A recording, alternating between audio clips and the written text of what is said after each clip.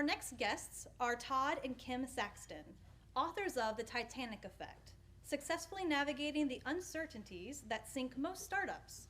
Leveraging decades of startup experience, The Titanic Effect uses stories of success and failure to reveal the often overlooked human marketing and technical icebergs that sink startups, while drawing entertaining parallels to little-known parts of the original Titanic story.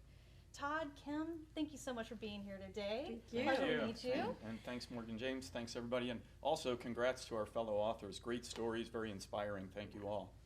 So why frame your book around failure instead of success? Well, we have been working with, advising, and even co-founding startups for more than 20 years. And a couple of years ago, a woman who started her own company came to us and she said, I need some help because I need to go pitch for funding. And you can pick the story up from there. Yeah, so, and it was by all measures, many measures, a success story. She had gotten in distribution regionally, won a national award as Best Beverage. Unfortunately, in her founding round of funding, she took on investors that weren't very experienced, and one of the stipulations was that in subsequent rounds of investors, they would get bought out at a premium, at a multiple of their early investment. Well, not many investors want to follow on and spend their money on buying out prior investors instead of the growth of the organization they're investing in. So unfortunately, the company capsized and she went on to start other ventures, being much wiser, but that's not unique. We see a lot of those kind of problems. Over 70% of startups fail, and there are these kind of repeated mistakes that founders make because they don't have full information, and that was the inspiration for the failure-oriented kind of message in the Titanic. Makes sense. And so many books tell you what you're supposed to do. Right. There aren't very many books that tell you what you should avoid doing. So we figured there was a gap there. Like, I've made this mistake, you don't have to. Right. Gotcha. Learn from the mistakes of others if you can. How did you come up with the title of The Titanic Effect?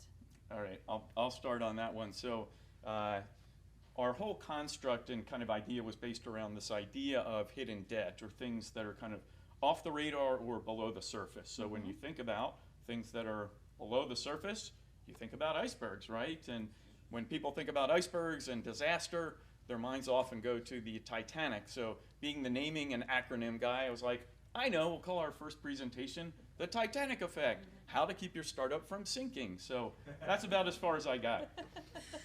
And I said, wait a minute, you can't just have a clever idea. There has to be some substance in it.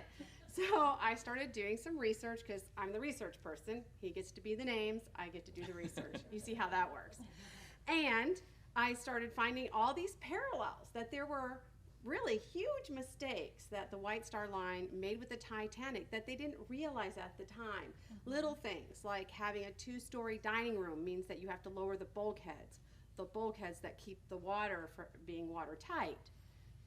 Right? Not a problem on its own, a problem when they interact. Right. Yeah, something looks good on paper, but not so much out in the ocean. Exactly. What do people tell you they do after reading The Titanic Effect? Well, typically when we're doing a talk, and we've been doing a lot of talks lately, you can see it on someone's face. They go, where were you? Because they just heard a mistake they already made. Yes. So we first get the where were you, then we get the I just made a list, and these are the icebergs I was about to hit. But some of the other feedback we get from investors and supporters, so this isn't just for entrepreneurs, but all the other people who support them.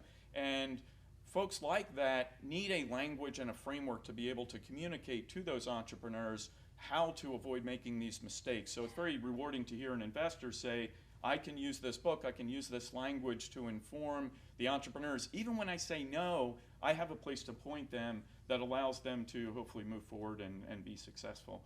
One more thing they say is, well, when's the audiobook coming out? This is my plug.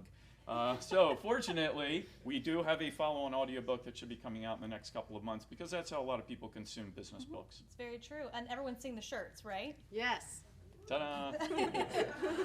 Thank you. Our red carpet. So for the viewers and readers at home, how can they connect with you? Well, luckily, we got www.titaniceffect.com. There are tools that you can download to assess where your startup is and how much debt it already has. That's that hidden debt. But also, if you sign up for their emails once a week, we can give you an idea to think about.